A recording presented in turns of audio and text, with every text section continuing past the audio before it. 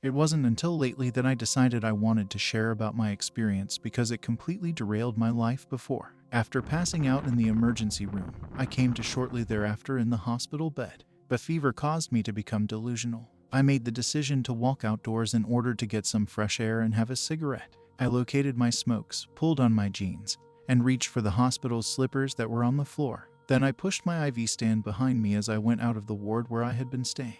My body and head collided with the wall because the little wheels of the IV stand became trapped in the elevator door as I was entering the elevator.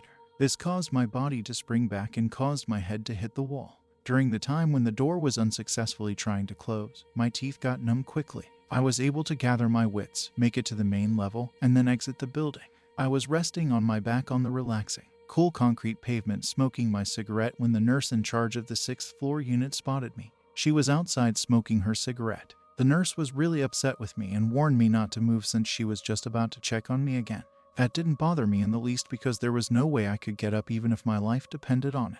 The nurse reappeared, this time accompanied by 2 orderlies. They managed to get me situated in a wheelchair, but not long after that, I lost consciousness. My next recollection is waking up on the table where the colonoscopy was being performed. After that, I blacked out once again as a result of the discomfort. It was determined that I had septic shock due to intestinal bleeding. I assumed the doctor had fixed the issue, but then I woke up in the middle of the night on fire with my abdomen blown up like a basketball. I realized then that the doctor had failed to fix the issue. I gave the nurse a call. The doctor hurried into my room and then started to use his hands to tear apart my abdomen, which had just partially healed. My life was unquestionably spared as a direct result of this resolute and violent action. I lost consciousness once more. The next thing I knew, I was hovering above the bed, and I could see myself laying there, with all of the fine white linens covered with horrible fluids. I was retching. My shoulder was forcibly gripped by an ethereal entity with a no-nonsense expression, and I was then led down a lengthy, rudely hewn, vertical shaft. It was stinky, the temperature was high, and there was very little oxygen in the air. My face was only a few centimeters away from the wall as we careened headfirst into the air at a high rate of speed.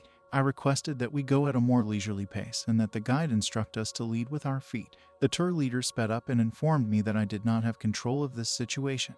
The tunnel expanded onto a vast cavern. It is impossible for me to adequately describe the screams of agony and the vile language that I heard. I did a somersault and then landed on my feet at the bottom of the cave. It was very hot, and the odor was terrible. The wriggling worms came up to my ankles, and I was standing in them. My guide was sitting on top of a rock there. After a moment for my eyes to adapt to the darkness, I noticed movement off to the left. A defeated-looking black angel could be seen emerging from the cave's side wall in what seemed like it was growing out of the cave. The fact that mineral layers had enclosed it almost all the way to the elbows suggests that it had been there for a significant amount of time. The angel's right wing was paralyzed in a part of the cave wall, and its arms were pressed together in a manner that suggested they had been chained. It attempted to maneuver its body by flapping its left wing like an injured bird might in order to do so.